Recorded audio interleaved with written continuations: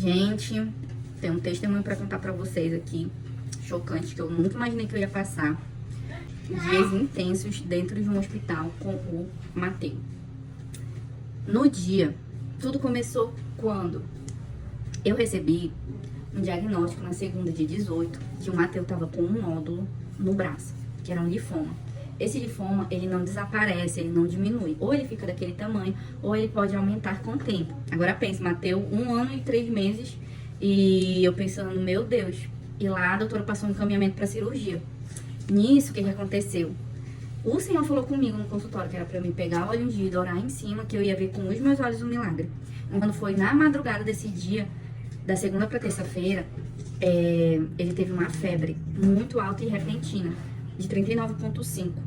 Na terça-feira, dia 19, eu tinha uma endoscopia para fazer 4 horas da tarde, que eu remarquei para levar ele. Mas por que eu remarquei? Porque uma profeta tinha sido usada para mim, e nisso que ela foi usada para mim, ela deu discernimento de um sonho que eu tinha tido dias antes, porque quando ela estava tomando café da manhã, o Senhor falou para ela, o discernimento do sonho é que vai ter velório. Diz para ela clamar em oração, pedir reforços, e ela via a palavra reforço em oração para pessoas me ajudarem em oração para passar por essa batalha. Então até ali eu não estava entendendo nada. Ela falou que o que significava era que o Matheus ia morrer, ia ter velório. Então, mais uma vez, um segundo livramento de morte para a vida do Matheus. Isso, eu levei ele para o hospital e como só tinha uma febre, lá a doutora disse que não ia passar nenhum exame de sangue porque não ia acusar nenhum sintoma. Na quarta-feira, dia 20, o Matheus começou a andar de ponta de pé e amanheceu com pintas pelo corpo.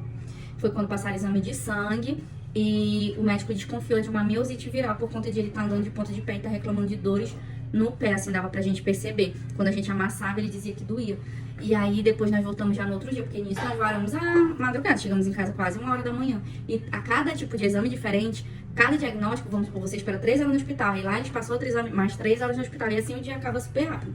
Quando já foi na quinta, o Matheus já amanheceu super mal, com febre, sem andar. E aí é que começou o desespero nesse dia, e foi quando o Senhor falou pra mim que eu ia internar nesse dia, e a única coisa que eu podia fazer era inclinar o meu coração, continuar pedindo oração, e ali tentando entender o tratamento de Deus, o que Ele queria me ensinar com toda aquela situação.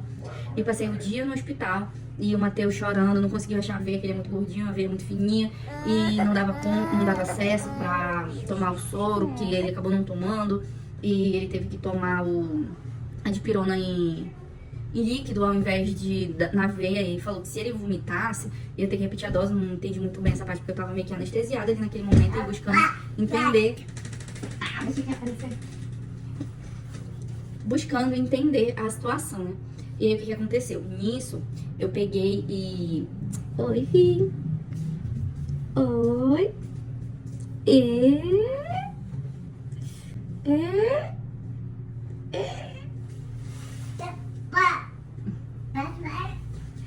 E nisso eu tava tentando buscar, entender realmente, enfim.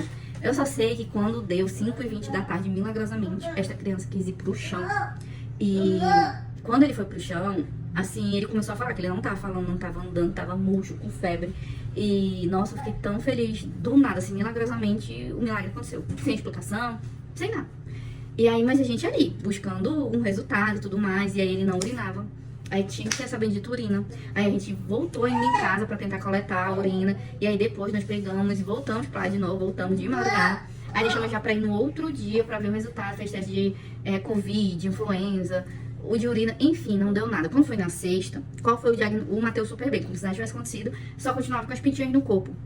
Na sexta já era dia 22, isso. E aí quando foi, simplesmente eu perguntei do médico, tá, mas e aí qual foi o diagnóstico que ele teve, o que tá acusando nos exames? E aí não era miosite viral, que é um tipo de vírus que vem através de um quadro gripal e dá enfraquecimento nas pernas. Não era nenhum outro tipo de vírus, enfim, não teve resultado nenhum. E assim ficou, o menino melhorou. E esses dias eu passei de guerras espirituais, eu sabia que era guerra espiritual. E o Senhor tinha me dito que eu ia vencer na oração, que era uma batalha espiritual que eu tava passando pra testemunhar. Só que quando a gente tá passando pelo processo, a gente não entende. A gente só entende realmente depois que passa. Tudo é muito confuso na mente da gente, tudo é muito incerto. E quando ele pede realmente pra gente confiar, a fé é isso. É certeza daquilo que não se vê, mas que se espera. E não é o conhecimento em si. Peraí, filho. E aí tá. E aí quando foi... E aí, quando foi no sábado, o que aconteceu? Quase ia cair na...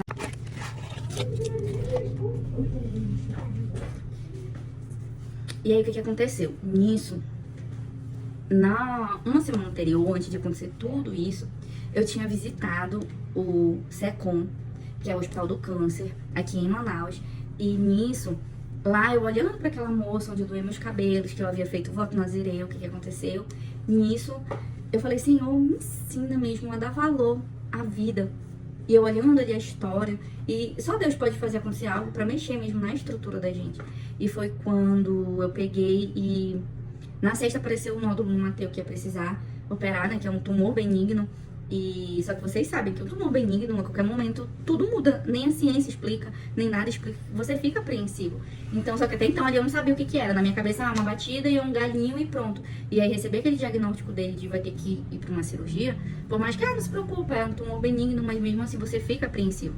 Na sexta-feira, dia 22, que ele já tava super bem, como se nada tivesse acontecido, Deus, ele havia dito pra mim que eu ia pra um culto à noite, no dia 22, só que eu não sabia desse culto, eu tava passando por tudo isso, mas algo no meu coração dizia, não marca cliente, você vai ter um compromisso na sexta-noite. E quando foi à tarde, eu fui pra casa de uma amiga e comecei a mostrar e testemunhar, e ela pegou no braço do Mateu, e eu nem lembrava mais do nódulo, porque a minha preocupação já era febre, não tava andando, não tava falando, já era todos esses sintomas que a princípio não tinha nada a ver com o tumor no braço dele. Então, foi quando eu ali, conversando com ela, e ali ela foi usada pra mim, tomada e falou, ele não vai operar, o nódulo vai sumir por completo. E quando a gente viu, o nódulo já tava bem pequeno, quase nada. Foi quando ela relatou ali, chorando, dizendo que quando ela tinha tocado no nódulo, antes de a gente ir no hospital, um dia antes da segunda, né, no caso no dia 17, num domingo, ela tava com muito medo de ser um câncer, porque ela disse que o nódulo ele não tava grande, não se movimentava, mas eu não sabia desses detalhes, que normalmente o tumor maligno do câncer, ele é dessa forma. E nesse mesmo dia a gente tinha meia-noite levantado um clamor pelas crianças, porque Deus tinha dado uma revelação para ela que no mundo espiritual estava tendo uma movimentação para colocar enfermidade nas crianças. Então, nós que somos os responsáveis, os pais que deveríamos estar ali clamando e orando. Então, o que aconteceu? Nisso foi quando a gente pegou, eu ali na casa dela e tudo mais. Depois a gente conversava, ser usado, e a gente glorificando e falando que, meu Deus, olha que livramento que o Senhor deu, porque ele ia morrer. Se ele tivesse morrido, simplesmente morreu da noite pro dia, que a vida tá na mão do Senhor, ia ter velório, e a gente não ia estar aqui, porque já pensou? A promessa que Deus tinha me feito não tá mais entre nós, morreu, então o que ia ser da minha vida? E aí Deus deu esse livramento e a gente tava louvando a isso. E passou um tempo, ela falou assim, eu tô pensando em ir em tal culto. Eu falei, então me chama, se tu for realmente por conta que o Senhor falou que eu ia num culto hoje. Ela, não, então bora, de certeza, Deus falou. Falei, só Deus não falou onde ia ser o culto, mas já que tu tá falando que tu tá pensando em algum lugar, eu vou contigo, pra onde tu for. E aí foi quando nós fomos de lá, um pastor foi usado pra mim. E eu vou colocar aqui pra vocês ouvirem o que ele foi usado pra mim. Tudo está na mão dele. Glória a Deus! Aleluia! Glória a Deus! Quando eu te dizer que tudo foi por permissão dele. Glória a Deus! Aleluia! Você já perguntou bem assim? Por que isso, Senhor? Aleluia, Deus! Porque o Senhor preparou o íntimo contigo. Glória a Deus! Aleluia! A tua sabedoria não vai resolver. O teu conhecimento não vai resolver. Porque ele preparou o íntimo contigo. Glória a Deus! E quando tu der ouvido a esse íntimo, não vai precisar tu correr atrás de nada para resolver. Porque ele vai porque o azeite ele quer derramar sobre ti. É para quebrar cadeias hereditárias. O azeite que ele quer derramar sobre ti é para resgatar quem não crê, quem não confia. Então, o que aconteceu nisso? O que o Senhor me ensinou depois disso que passou? Isso foi numa sexta. Quando foi no sábado, eu tava ali absorvendo tudo, né, falando com Deus e tudo mais. E o nódulo sumiu por completo no sábado. Não tinha mais nada. E Deus disse na sexta-feira que, usando ela pra mim, que eu ia ter que testemunhar e pedir perdão da igreja, mas ela não sabia de que eu ia pedir perdão. Nem eu sabia o de quê.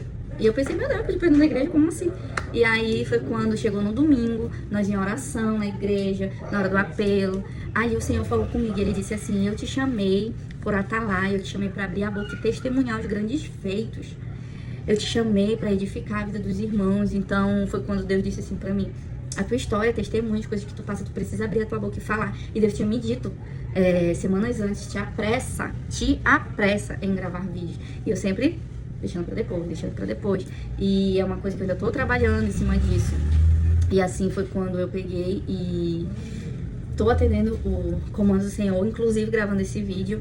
Antigamente, quando ele mandava, eu gravava aleatório, contando tudo. E agora que ele manda, é algo assim, mas eu sei que é como se fosse assim, algo num reino espiritual mesmo, pra eu não gravar, não compartilhar. Porque o dia que a gente tem pra falar testemunhar é o dia chamado hoje. Então, assim, o que eu entendi da parte do Senhor? Eu entendi que justamente isso. Tem coisas que não tem explicação e não é pra ter mesmo. Fé é isso, é andar por cima daquilo que tu não se vê, mas que tu crê que é real, que vai acontecer. Então eu saí dali da sala do médico querendo ouvir pelo menos alguma coisa. Não, ele teve isso. E simplesmente ele não falou nada, também não me deu muita atenção e é isso aí. Então, mas um lado meu queria essa parte também, sabe? Era como se eu quisesse aquela validação pra concluir o testemunho. Só que não precisa. Deus falou comigo lá na segunda-feira. No dia que a doutora falou, ele vai pra uma cirurgia, Deus falou na mesma hora comigo, tu vai pegar o óleo de tu vai botar a mão e tu vai repreender isso aqui e tu vai testemunhar. Só que eu não imaginava que a minha semana seria daquela forma, com outras preocupações, e ao mesmo tempo Deus já tava trabalhando, operando. Então, o que eu quero deixar aqui pra você, que você pode ser muito inteligente, pode ter muito conhecimento, você pode ter a sabedoria, assim como eu tenho também, não porque é de mim, mas porque Deus me deu. Mas ainda assim, não é porque Deus ele te entregou algo, que Deus ele colocou uma porção na sua mão, que você vai agarrar aquela porção como uma coisa absoluta para todas as coisas na sua vida. Não. Vão haver momentos que Deus ele vai embaraçar tudo na sua mente, vão haver momentos que Deus ele vai fazer você entender nada e passar por situações que não tem explicação humana, não tem explicação lógica, nem você entende o que você está passando, justamente para testemunhar e viver na dependência do Senhor em absolutamente tudo. Então, é isso, que você possa temer ao Senhor em todas as coisas, porque é Ele quem faz, é Ele que opera, é Ele que trata, é Ele que ministra, é Ele que faz todas as coisas. Então que toda a glória de absolutamente tudo seja dada a Ele. O caroço sumiu, ele tá super bem. E esse foi um testemunho que eu não imaginei que eu ia viver. Outra coisa que eu aprendi também, eu aprendi que não é também só pelo nosso muito orar e nem por nós, sabe? Não é. É pela misericórdia infinita dele. Porque eu tava me colocando tanto naquele lugar de eu sou indigna, que eu não mereço, que eu tava esperando pelo pior. Sabe? Tipo assim, se aconteceu o pior é porque eu mereço mesmo. Mas ali Deus, ele mostrou o amor dele, a bondade dele, a fidelidade dele, que não é só pelo que a gente faz ou merece. Ele continua sendo fiel, mesmo que nós sejamos infiéis, porque ele tem compromisso com a palavra dele, com a glória dele, com o nome dele ser exaltado. E nem todas as histórias é sobre a nossa vida, sobre o nosso testemunho que Deus está fazendo em nós. Não, é sobre uma geração, é sobre pessoas, multidões que precisam ouvir, ser alcançadas. Então, é isso. Que Deus abençoe a sua vida, que você possa ouvir a voz do Senhor, que você possa pedir dele. Deus me ajuda a compreender e estar íntima de ti, ser sensível e maleável à tua voz e aos teus comandos.